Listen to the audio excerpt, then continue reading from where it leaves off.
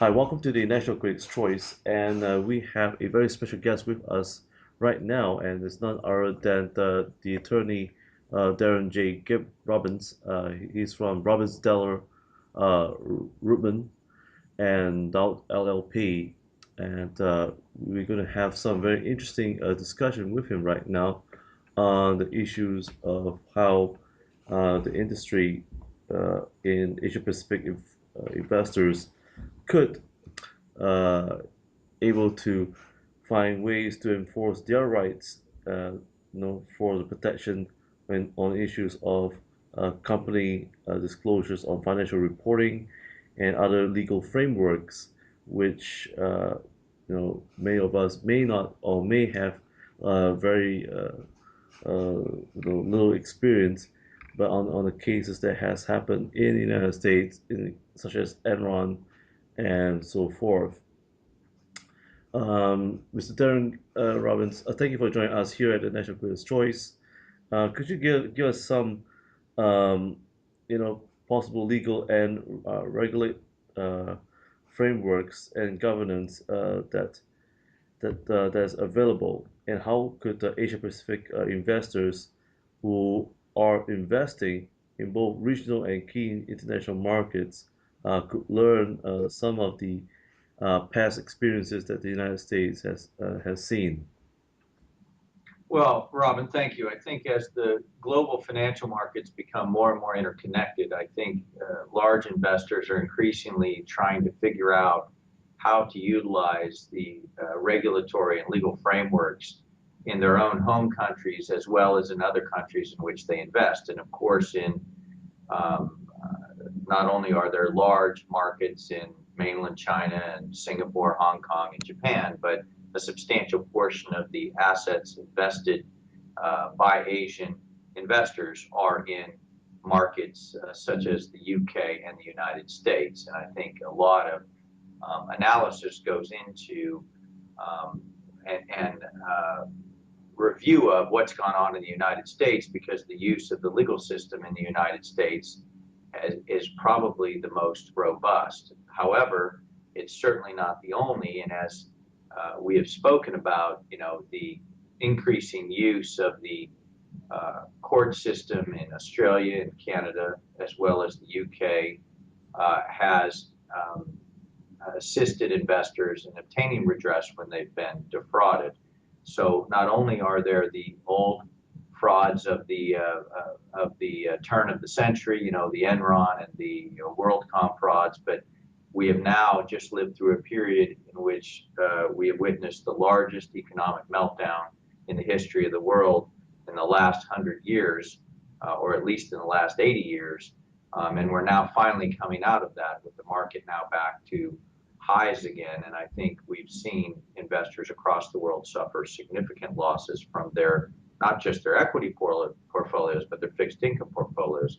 In particular, some of the American financial institutions, as they were suffering during late 2007 and early 2008, sought out Asia Pacific investors, both on the institutional side and the individual side, and sold them securities that have caused dramatic losses in Singapore and Hong Kong, and throughout the rest of Asia. And so we've seen significant pressure on regulators and on the institutional investor community in Hong Kong and Singapore, for example, to come up with a remedy to allow investors to seek redress in the minority of situations, the very small minority of situations where losses suffered by investors are directly due to misrepresentations.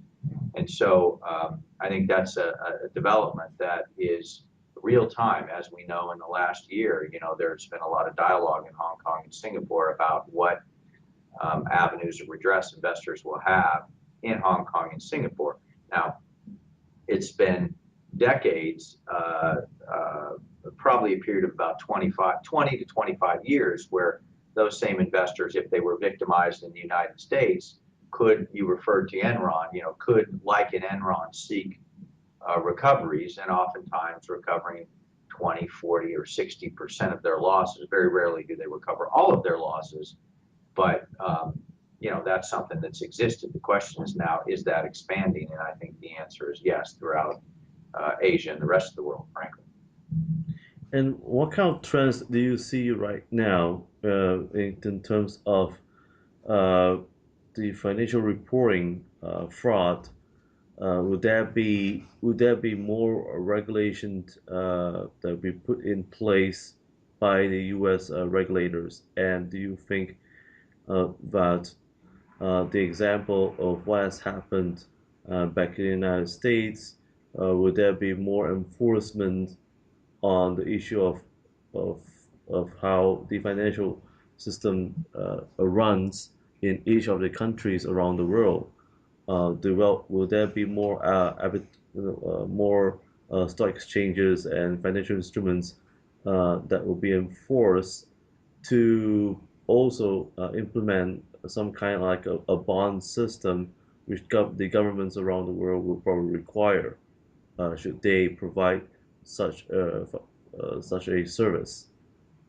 Well, I think that with Dodd Frank, there was an attempt by the administration and the legislature here in the United States to expand the regulatory scheme to protect investors and to ensure the integrity of the financial reporting process. Now, not to get too far into the weeds on the way legislation is adopted in the United States and the underpinning regulations, but suffice it to say that that law and the regulations contemplated under that law to help protect investors and ensure the integrity of the financial system have run into real roadblocks. And I think on the enforcement side, the SEC has increased its focus in the United States, but a lot of that focus has been on insider trading, not on avenues of redress to increase recoveries for victimized investors, rather to punish insider traders to ensure the integrity of the market. But as a mechanism to compensate victims, it's not really done a great job. And in fact, as you'll see if you look at the large financial catastrophes, AOL Time Warner, Enron, HealthSouth, in each of those situations, the recoveries that have been obtained for investors who were defrauded have been multiples, somewhere between 5 and 15 times larger, uh, the recoveries directly obtained by individuals as opposed to what was obtained by the regulators. And if you look at the UK, for example, the ratios are even more dramatic in that the regulatory scheme really does not provide a viable avenue for meaningful recoveries for investors. So I think the regulatory schemes have not been great. However, what we're seeing increasingly, and we've seen this over the last few months, is large investors throughout Asia, um, throughout the Middle East and Europe have come to the United States and individually asserted their claim. For example, this morning I was working on an action involving AIG, which lies at the center of the financial meltdown. And in that situation, the Kuwait Investment Authority, the sovereign wealth fund itself, brought a claim, not relying on a class action, not relying on the regulators, but rather a direct action for having been allegedly defrauded in connection with the purchase of millions and millions of dollars of AIG securities. So I think that is increasingly the method of redress for large institutional investors as well as individuals when they've suffered harm. For institutional information, do you think the governments around the world are going to start regulating on the issue on how investment reporting is going to be regulated on the internet, especially? And how does this actually being observed in the United States as well? Because we are seeing that governments around the world are very particularly right now trying to regulate the flow of information that has been actually emphasized on the internet. And is that the kind of steps which governments around the world are right now trying to put a some kind of safety net system where financial instruments and financial reports are reported uh, will be regulated and are regulated in the coming future? I think that given that the internet is the primary media uh, in the vast majority of countries in the world, it has clearly usurped every other form of communication that, at least in the United States, where I can comment on, um, it is regulated. In fact, the SEC requires certain documents be filed regularly um, with the Securities and Exchange Commission and filed on the internet. So they're publicly available. And I think to supplement, there's really two components um, to, I think, ensuring sound financial markets. If you're a regulator or a legislator in a jurisdiction, first is the requiring publicly traded companies to report regularly um, and to have those available to all investors via the internet. And if the integrity of those statements can be relied upon because of stiff enforcement if they're inaccurate, then the next component allows you to police the markets and ensure the strength of those markets. And the next component is the ability for investors to presume that all that information is out there. So once it's filed and available on the internet, it will be out there for all investors to rely on. And this is something that's taking place as we speak in Canada, where for the first time ever a few years ago, the Canadian legislature recognized that investors, when they buy securities, they rely on the integrity of the financial market and the information available therein.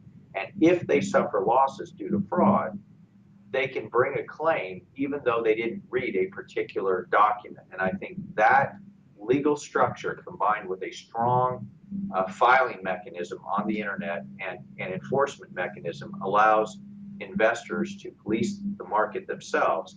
And as everyone knows, Adam Smith's Wealth of Nations articulates very clearly that a person with a profit motive will serve much better and more effectively than someone who is in a regulatory capacity who has no profit motive. It's been shown time and time again that private market mechanisms by private investors are the most effective way to police the markets and allow really for strong capital formation. You've seen it in London, you've seen it in the United States, and I think you're seeing it increasingly around the world in markets like Singapore, Japan, and Australia. What will be the three game-changing events that you're going to see in the next 5 years, and what kind of advice would you give for investors to look out for at this point of time? Well, the two kind of game changers that come to the forefront of my mind is first and foremost the um, inexorable trend in mainland China towards a true market-based um, uh, capitalist economy operating under the facade of communism. And so the reality is that the markets in China will be pulled towards the traditional disclosure requirements. They clearly are not there now. They're very immature in that way. There is very haphazard enforcement, if any enforcement at all. But because of the population and wealth and the growth of the markets in Shanghai and other places, that there will be a regulatory scheme and enforcement scheme not unlike those used throughout the other developed markets of the world. And it's just going to happen. I think with that will create a substantial boom to the Chinese economy because outside wealth will feel comfortable that it can come and rely on the statements made by those companies. So that's one. The other is more short term, and it's something that will start to manifest itself over the next 90 days. And that is we've seen the largest sale of newly issued debt in the last 2 years that we've seen in decades, and it's been driven by extraordinarily low interest rates